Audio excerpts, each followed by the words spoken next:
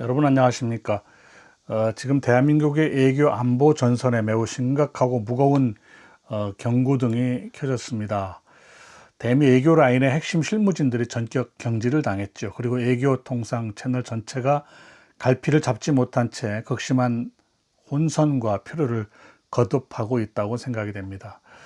미국이 그토록 간절히 원하고 요구했던 원전 생태계의 재건, 그리고 조선업 MRO, 그리고 선박의 건조, 이런 협력들, 그리고 한미 간의 안보 공조의 톱니바퀴가 전혀 돌아가지 않고 있다는 생각이 듭니다.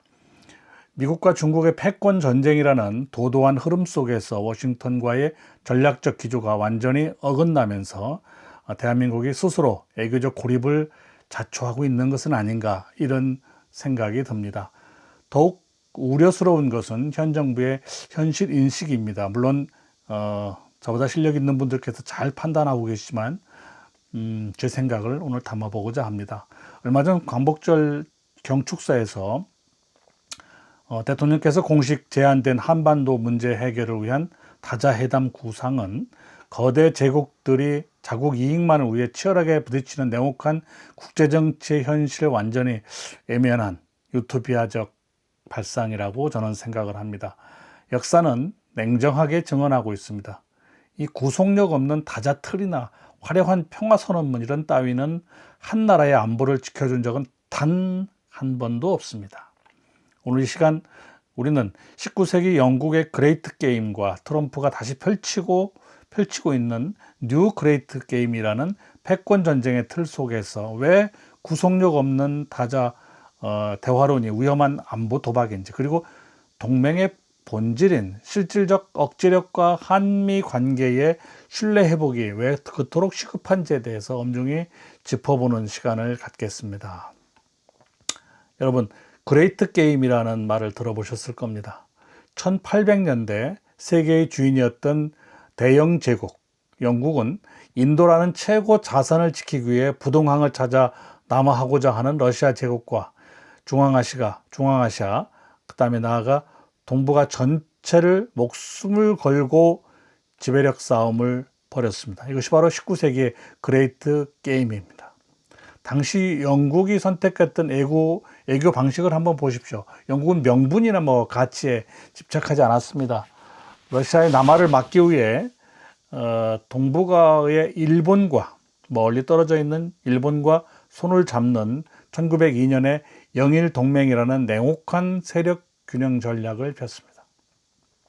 그 거대한 제국들의 그레이트 게임판 속에서 힘이 없었던 구한말 고종 황제와 조정은 중립을 외치고 이리저리 흔들렸지만 결국 냉혹한 힘의 논리 앞에 무참히 희생 제물이 되고 말았습니다. 이 냉혹한 역사적 유전자는 1954년 제네바 정치회의에서도 그대로 드러났습니다.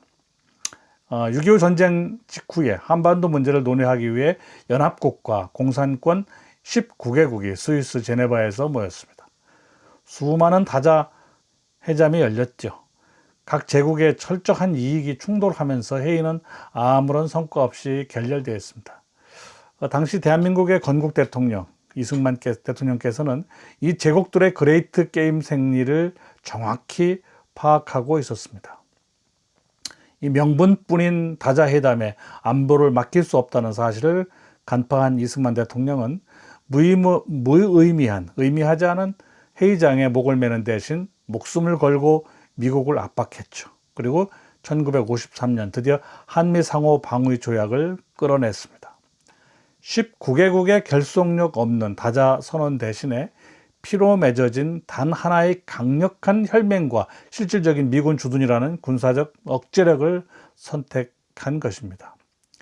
이 선택이 있었기 때문에 대한민국은 지난 70년간 북한의 도발 속에서도 자유민주주의를 지키고 눈부신 경제 성장을 이룰 수 있었다고 생각합니다. 그러나 안타깝게도 이후 수많은 정권은 그레이트 게임이 지배하는 국제정치의 냉혹함을 잊어버렸죠. 그리고 또다시 구속력 없는 대화, 다자협상, 이런 환상의 국가안보를 걸었던 게 사실입니다. 1994년 미국과 북한의 제네바 합의를 한번 보십시오. 북한의 핵개발을 동결하는 대가로 경수로와 중유를 제공하는 하겠다. 그리고 한반도 비핵화를 환호했습니다. 북한은 그러면서도 뒤로 우라늄 농축 프로그램을 가동하면서 핵무장에 고삐를 늦추지 않았습니다. 이때 이 비용은 미국이 부담한 게 아니지 않습니까? 중유 제공은 한국이, 남한이 그것을 부담하기로 했던 거죠. 그리고 2000년대 노무현 정부 시절에 추진됐던 육자회담 역시 마찬가지였습니다. 2005년 9.19 공동성명이 발표됐을 때 다자 애교의 승리라고 자축했습니다. 그리고 북한은 불과 1년 뒤인 2006년 제1차 핵실험을 감행하며 다시 다자 합의서를 단숨에 휴지 조각으로 만들어 버렸습니다. 이게 국제정치입니다. 그로 인해서 한반도에는 사드라든가 그 다음에 MD라든가 이런 시스템이 도입됐죠. 그리고 문재인 정부 시절에 3차례의 남북 정상회담, 그리고 2차례의 미국과 북한의 정상회담, 그리고 종전선언 소동 어땠습니까? 우리가 평화 이슈에 매몰되어 있는 동안 북한은 핵 투하 수단을 소형화, 그리고 다종화하고 고체 연료 ICBM을 완성했습니다. 대한민국 애교사가 보여주는 결론은 이제 분명합니다. 이 구속력 없는 다자 대화, 그리고 평화선언은 북한에게 핵무장을 완성할 시간과 명분을 벌어주는 기만극에 불과하다는 사실입니다.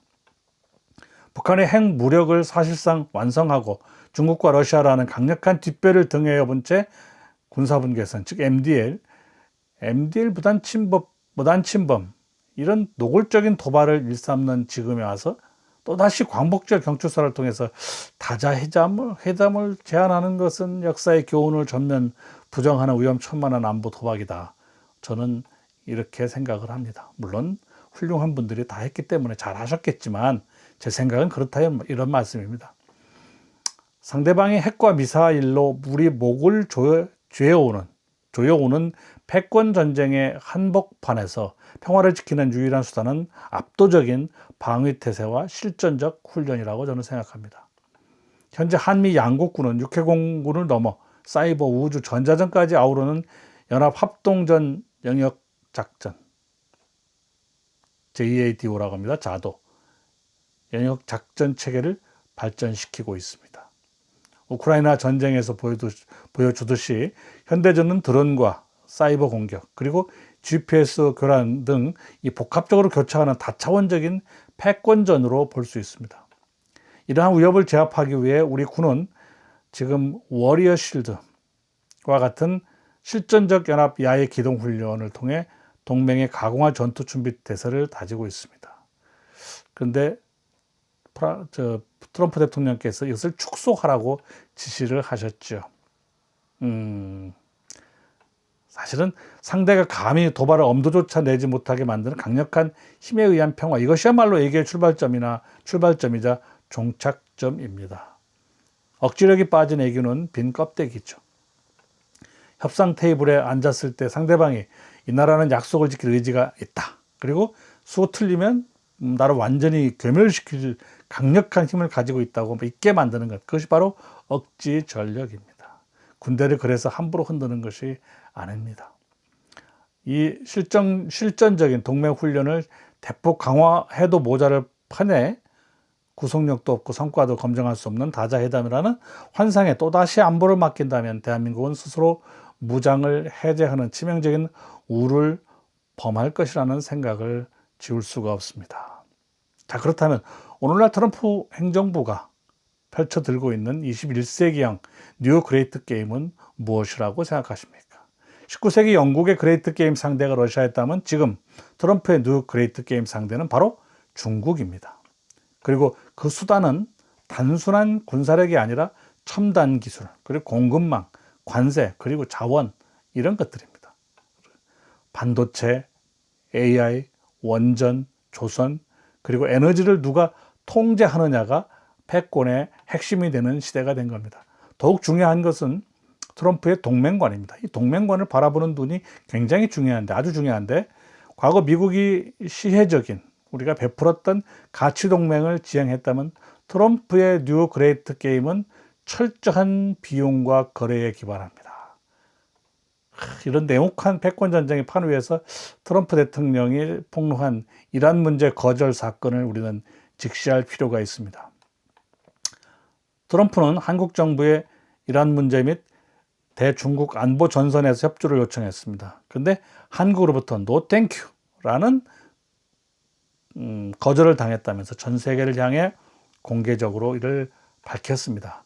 그 세부 내용이 뭐 군사적 지원이었는지 금융 제재였는지는 중요하지 않습니다. 그것을 떠나서 이 사건의 본질은 무서울 정도로 명확하다고 저는 생각합니다.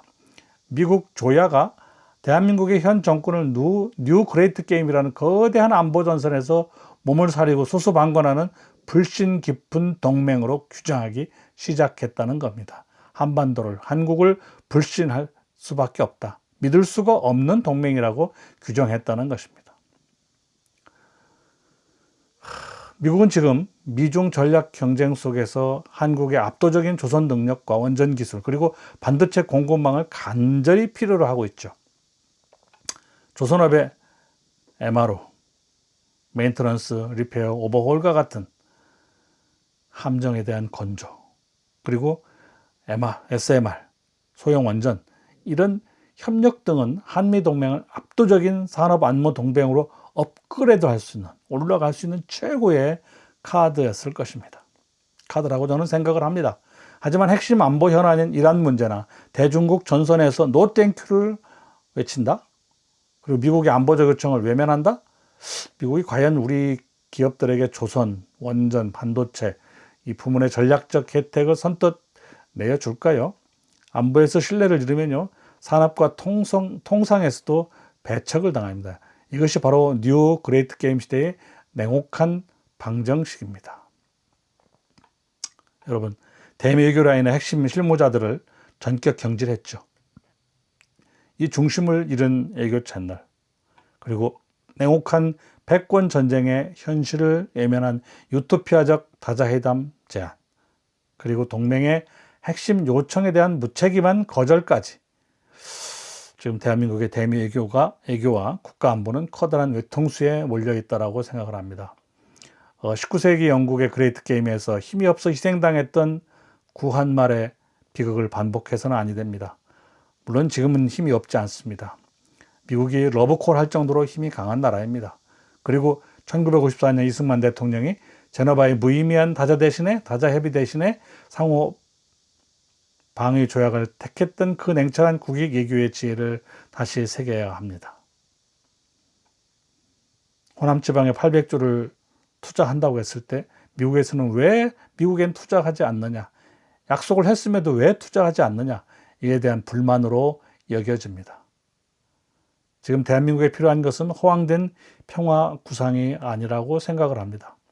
첫째, 한미 간의 전략적 불신을 사전에 차단하고 안보 신뢰를 단단히 회복하는 것이 중요합니다. 둘째로 연합합동 전 영역 작전과 실전적 동맹 훈련을 통해서 압도적인 군사력을 유지하는 것. 그리고 세 번째로는 조선과 원전, 반도체, AI를 어우르는 강력한 패키지로 미국과의 동맹 가치를 극대화하는 실용 외교를 펼치는 것이라고 저는 생각합니다. 여러분, 평화는 구걸하는 것이 아닙니다. 압도적인 힘과 당당한 협상력으로 지켜내는 것입니다. 오늘 방송에 대한민국의 올바른 안보관과 외교 정책을 바로 세우는 데 작은 이정표가 되었기를 바랍니다.